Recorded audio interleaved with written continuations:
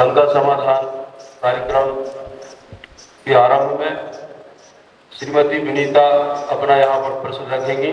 यहाँ आकर के माइक से नमोस्तु महाराज, नमोस्तु महाराज। मेरा प्रश्न यह है कि प्रशम, संवेग, आस्तिक, अनुकंपा, इनमें क्या अंतर है? आपको ये पता होगा, जीववादी तत्ववाद पर श्रद्धान करने का नाम सम्यक दर्शन होता है। तत्ववाद सूत्र में भी कहा है तत्वार्थ श्रद्धान सम्यक दर्शन।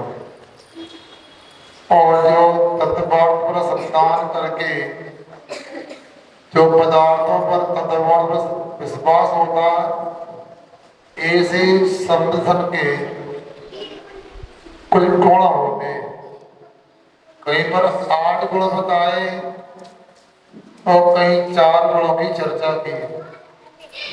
वो 4 गुण जो होते हैं वो आपने पूछे प्रशम, संवेग, अनुकंपा और आस्तिक के रूप में होते हैं।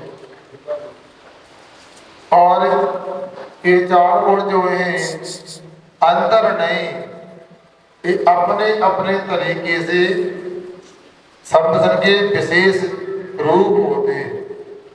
प्रशम का मतलब होता है कसाय की बंदिता हो। संवेग मतलब संसार शरीर भोगों से भयभीत होना। अनुकंपा दया का पर्यायवाची नाम है। आस्तिक विश्वास का नाम है। सच्चे देव सतगुरु में आस्था का उत्पन्न हो जाना, ये आस्था के गुण कहलाता है। समझ रहे हैं आप लोग? ऐसे 5 गुणों को जानना चाहिए।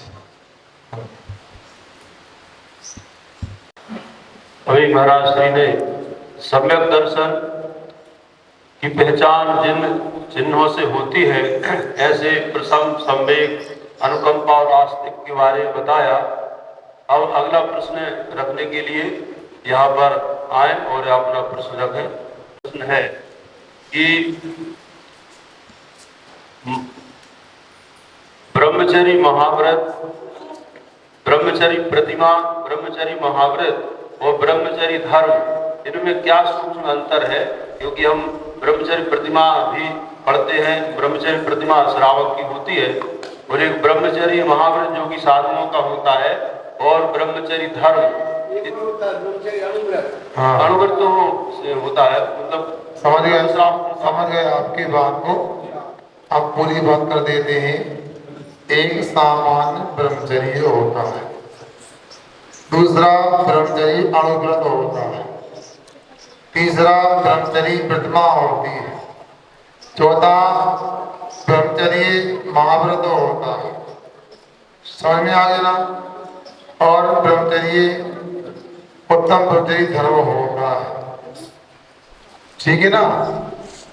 और यदि विशेष रूप से देखें, एक 14 गुण के गुणस्थान में शैलेश अवस्था रूप ब्रह्मचर्य होता है। ऐसे ब्रह्मचर्य के अनेक भेद अपने सामने। ब्रह्म का अर्थ होता है आत्मा।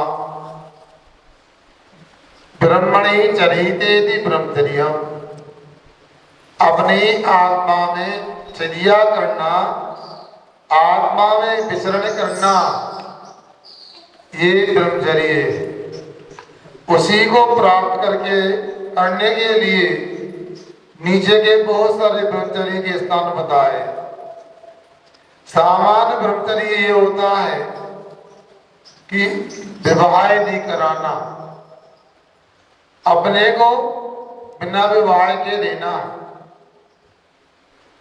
दूसरा, विवाह करा करके दाम्पत्य जीवन में प्रवेश करना, और जिससे विवाह हुआ है उसको छोड़कर बाकी हमारी माँ की उम्र की महिलाएं, उनको माँ के बराबर मानना, बराबर की महिलाएं उनको बहन के बराबर मानना, छोटी उम्र की है बेटी के बराबर मानना, अथवा जो पिताजी के बराबर है उन्हें पिताजी के रूप में मानना।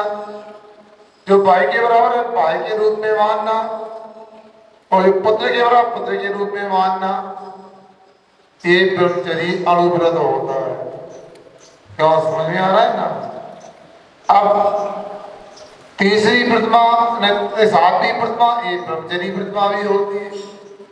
अणुव्रत में ये होता है कि उसमें एक वासना को सीमित किया जाता है, किंतु सातवीं प्रतिमा लेने पर पूरी तरह से ब्रह्मचर्य का पालन करना, और उसमें भी छठी प्रतिमा में भी ब्रह्मचर्य होता है, सातवीं में होता है।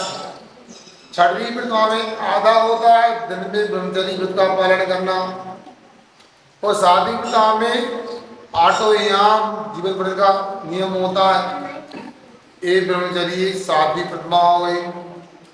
ब्रह्मचर्य महाव्रत होता है 9 कोटि से ब्रह्मचर्य व्रत का पालन करना, मन से, वचन से, काय से, कृत से, कर से, अनुमोदना से, अथवा मन से, वचन से, काय से देवी संबंधी, चिरंजीवी संबंधी और मनुष्य संबंधी विषय का त्याग करना, इन 9 कोटि से ब्रह्मचर्य होता है, प्रतिभाव होता है।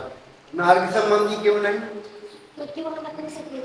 वहां पर स्त्री और पुरुष होते ही नहीं, तो वहां बात बनेगी ही नहीं। और दूसरी बात, लग जी ने बात छेड़ दी, पूरी हो जाना चाहिए। हमारे मर्द लोग में कितने लोगों से व्यवहार होता है, कितने गति के लोगों से व्यवहार हो सकता है। यहाँ पर देव आ सकते, यहाँ पशु रहते और मनुष्य के बीच में रहते। नरक गति के जीवों से हमारा कोई संबंध नहीं। देवों का तो फिर भी नारकी संबंध हो सकता है, मनुष्यों का नारकियों से संबंध नहीं। इसलिए ये सब 9 कोटि से अपने को मानना है। समझ में आ गया? अब उत्तम ब्रह्मचर्य क्या होता है? तो जब वैद मुनि महाराज महाव्रत ले लेते, जब शुद्ध उपयोग में जाते, आत्मा में आत्मस्थ हो जाते, अपा अपमी रहो, और मन वचन का व्यापार पूरा लोप करके आत्मा में आत्मस्थ हो जाते, इताद में वो ब्रह्मणी चरिते ब्रह्मचर्य उत्तम ब्रह्मचर्य व्रत हो जाता है। और जब 18,000 शील के व्रत पूरे हो जाते हैं, तो 14वें व्रत स्थान में शैलेश अवस्था आती है। शीलाना ईसा शैलेशा, जो शीलों के स्वामी हो गए। 18,000 जो गुण होते हैं संपूर्ण उपार्जित कर लिए, अंतर्मूर्त में जिनको मोक्ष प्राप्त होने वाला है, वो शैलेश अवस्था होती है, तो मोक्ष को प्राप्त करते हैं। 13वें व्रत स्थान में 18,000 शील के वेद पूरे नहीं होंगे, वहाँ योग सहयोग अवस्था होने से वहाँ 6,000 तो बनेंगे, किंतु 3 योग का सद्भाव होने के कारण भाई 13वें स्थान में शील की पूर्णता नहीं होगी। आगे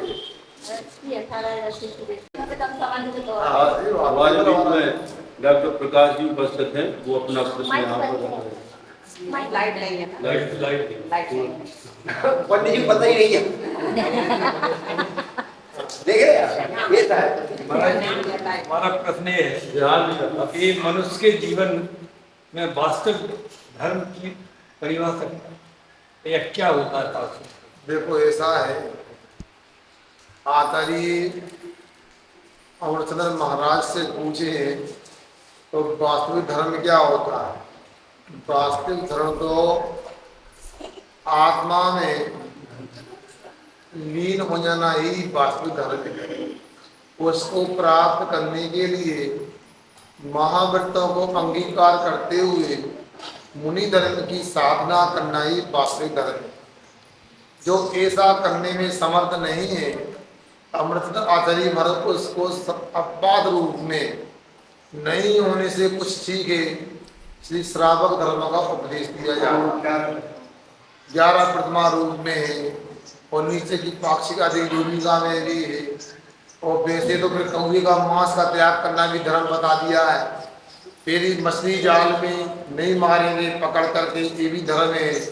हमारे यहाँ धर्म में सब व्यवस्था है, जैसा व्यक्ति है वैसा उपदेश दिया जाता है।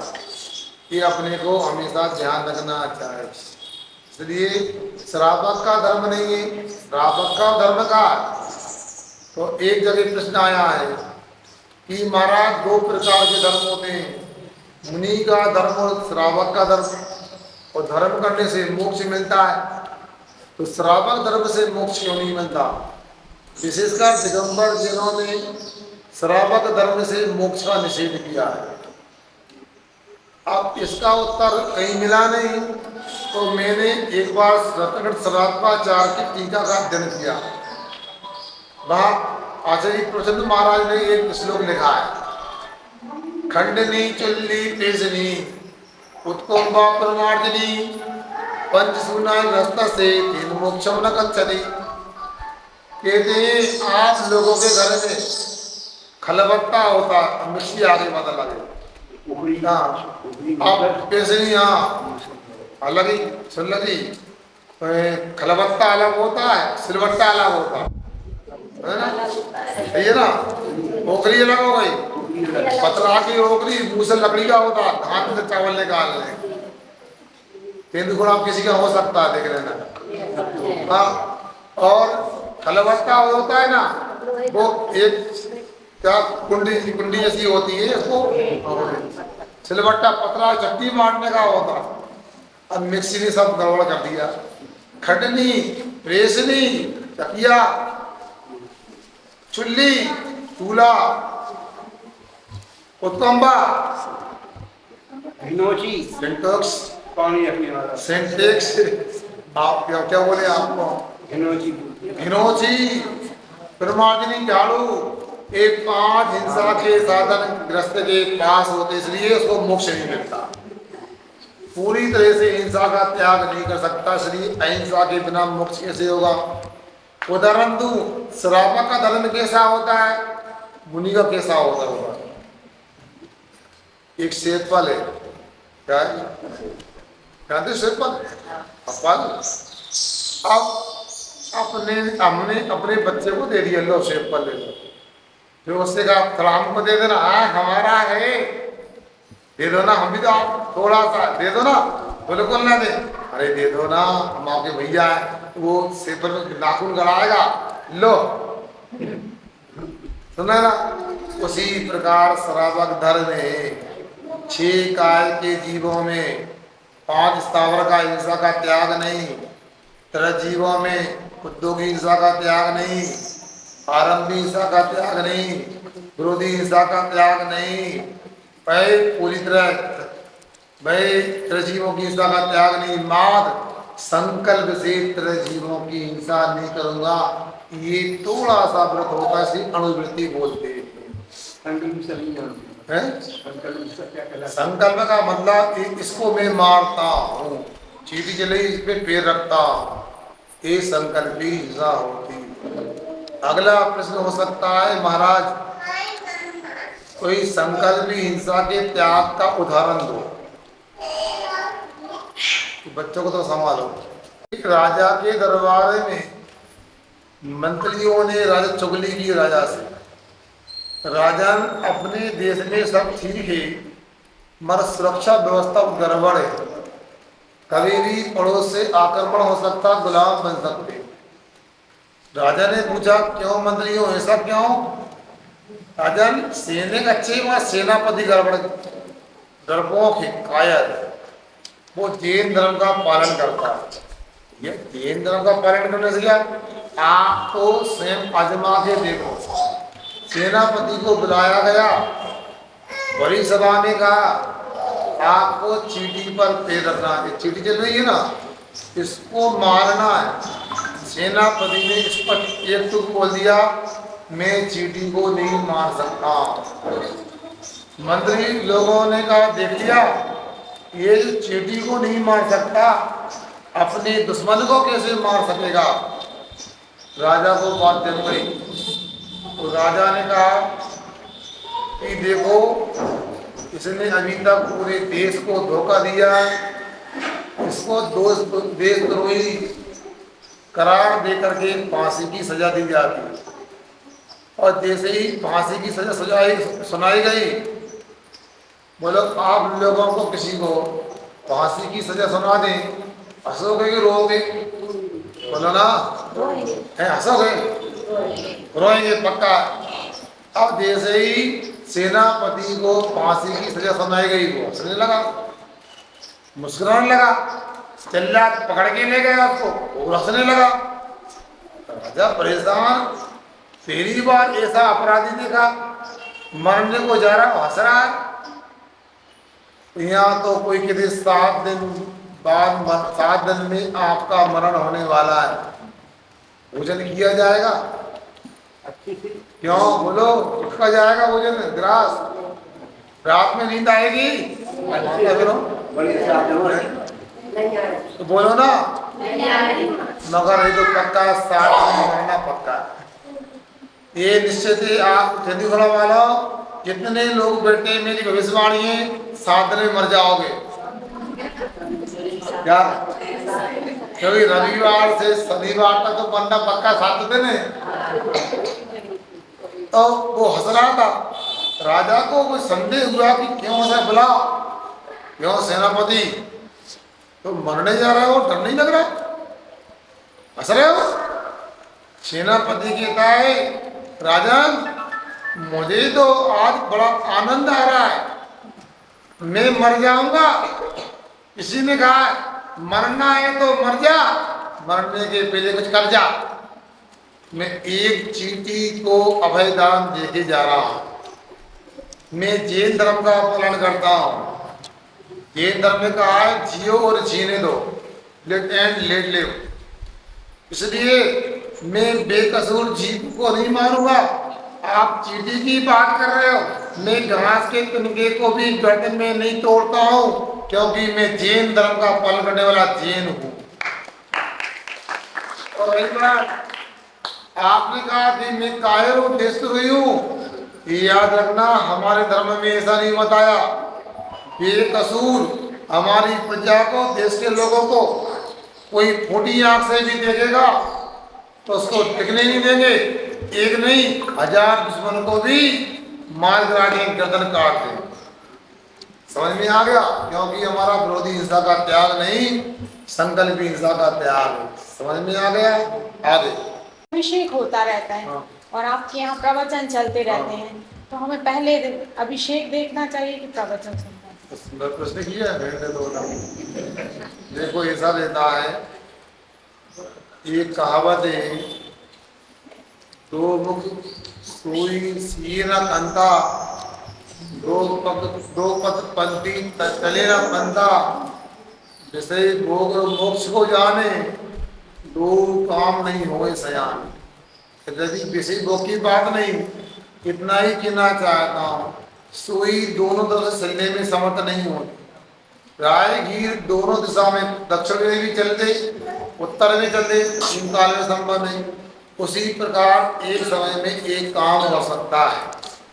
आप लोगों को पहले आपस में समन्वय करके एक व्यवस्था बनाना चाहिए। अभिषेक का समय क्या होगा, पूजन का समय क्या होगा, पूजन का समय क्या होगा, अन्यथा हम कुछ नहीं बोल सकते। हाँ, आपकी एक इच्छा है कि अभिषेक शादी तरह भी देख लें और प्रचन भी खुल लें, तो ऐसा कर लो। प्रचन के पहले जहाँ अभिषेक होता है ना, अंधेरा हो रही ना, उस मंदिर में जाके उस बेदी पे ये देख लो आप, ठीक है ना, और बाद में प्रचन सुन लो। क्योंकि अभिषेक अंधेरा तो कई बेदियों पर अलग अलग टाइम में होती है, 3 मंदिरों में अलग अलग होती है। ये तो समय आगे पीछे कर सकते हो। अब प्रचन का समय तो एक ही है, तो आपको स्वयं व्यवस्था बनाना है कि कोई भी काम ना छूटे। उनका प्रश्न है, प्रश्न ये हम प्राथमिकता किसको दे रहे हैं? प्रचन को दे तो रहे हैं, हमने बोल दिया ना, और अभिषेक को दे रहे हैं। आप ऐसा है, दोनों काम यदि होते तो सर्वोत्तम, दूसरे से एक कौन चुने? और यदि मान लो दोनों काम करना संभव नहीं है, तो पंचविंशति में पद्मश्री आचार्य महाराज ने तो 6 आवश्यक बताए क्रमशः। वेद पूजा, गुरु उपासना, स्वाध्याय, संयम, तप और दान। तो यदि आप इतने क्रम के आप आदि हैं तो क्रम से काम करना चाहते, इतने अनुशासित हैं, तो 6 ही आवश्यक करो क्रम सा। वेद पूजा करो, फिर गुरु उपासना करो, फिर इसके बाद में स्वाध्याय करो, संयम का परिचय दो, तब करो, दान करने भी आओ। प्राथमिकता किसको दे? तो 6 को देना चाहिए, क्रमशः भी दे सकते हैं, मगर ऐसा है आपको अपने समय को इस प्रकार व्यवस्थित करना चाहिए, कोई भी आवश्यक न छूटे। और दो में सब किसको प्राथमिकता? प्रश्न अभी अधूरा है। या सुंदर जी कुछ बातें ऐसी होती है, अभी हम बोलते हैं लोगों से पहले अभिषेक पूजन करना चाहिए, तो कुछ लोग बहाना बना के आएंगे, हम तो अभिषेक पूजन देखने गए थे, अब मिला नहीं, हम क्या करें, लेट हो गए थे, हम क्या प्रश्न करने सुनने आओ, तो वो कहेंगे फिर अभिषेक पूजन नहीं करेंगे कल से हम। इसलिए आप लोगों को ध्यान रखना चाहिए। फिर भी इतना कहना चाहता हूँ, आप लोगों को 6 आवश्यक में पूजा और दान आवश्यक बताए। आप फिर भी कहें सुल्लभ जी की इसमें फिर अलग तिलक हो सा करें, तो ये तो आपके विवेक के ऊपर निर्भर करता है कि आवश्यक क्या नहीं। गुरु उपास की कैसे करना चाहिए महाराज जी? क्या गुरु उपास की काफी सब अब ये बातें बताने को तो बहुत सारी बातें हैं। सबसे पहले गुरु उपासना करने के लिए गुरु का सही लक्षण पता होना चाहिए। ऐसा नहीं गंगा गए गंगादास और जमुना गए जमुनादास, ऐसा नहीं। तेरे गुरु कहते किसे? हमारे यहाँ विषयासा बसाती तो निरारंभो परिग्रह ज्ञाना ज्ञान तपोरसक तपस्वी शब्द रखते। यहाँ गुरु के पर्यायवाची को तपस्वी कहा है। कौन सा तपस्वी? जिनके बाद 5 इंद्रियों के विषयों की आशा से दूर हो गए, आशा नहीं है, जो आरंभ परिग्रह से दूर है, ज्ञान ध्यान तप में लीन रहते हैं, ऐसे गुरु की पहचान करो। अथवा 28 मूल गुणों को पालन करने वाले ऐसे गुरु की पहचान करो। फिर उनकी उपासना के रूप में अपने मन से उनकी तपस्या की अनुमोदना करो, वचनों से गुणगान करो और काया से उनकी सेवा बन सके आहार दान देना है, विहार कराना है, रात्रि में उनकी आवश्यकताओं मच्छर आदि से उनको बचाना है, पानी आदि से बचाना है, एक कमंडल में पानी आदि भरना है, पाटा वगैरह ठीक करना है, पुस्तक वगैरह की रसद कर देना है, मंदिरों का चावल वगैरह नहीं होना है। ये सब गुरु उपासना का बहुत बड़ा क्षेत्र होता है। और ज़्यादा नहीं बोलना चाहता हूँ, छल्लक जी को आपको गुरु उपासना सीखना हो तो शुकर का नाम आता शराब का चारों से सीख लेना। से नीचे देखते हुए समझा ना, ऊपर देख करके नहीं, टकरा जा दीवार से, नीचे देखते हुए किसी जीव की प्रार्थना ना हो और 3 बार परिक्रमा प्रदक्षिणा दो। भगवान के सामने एक परिक्रमा पूरी हो गई, अच्छे से भगवान को देखो, सिर झुकाओ, हाथ जोड़ो, फिर दूसरी परिक्रमा करो, हाथ जोड़ो सिर झुकाओ, तीसरी परिक्रमा हाथ जोड़ो सिर झुकाओ, नीचे बिड़कर पुनः नमोस्तु करना चाहिए। एक परिक्रमा हो गई, बाद में स्तुति आदि पढ़ के अर्घ्य चढ़ाओ, आगे की क्रिया को संपन्न करो। अब 3 भी 7 भी परिक्रमा भजन भी होती नहीं होती, इसलिए हर बात का उत्तर शास्त्र में लिखा नहीं है। हम भी सब बातों के हुए 3 लोग के नाथ हैं, इसलिए 3 परिक्रमा दी जाती है। हमें सुनो रत्नत्रय की प्राप्ति करना है, 3 परिक्रमा दी जाती है। 3 का अंग विषम होता है, इसलिए अच्छा माना जाता है, दी जाती है। कई उत्तर दिए सकते हैं, मगर शास्त्र में कोई ये साथ तो कोई पढ़ने मिला नहीं है। अपनी युक्ति से हम उसको बिठा सकते हैं। अहिंसा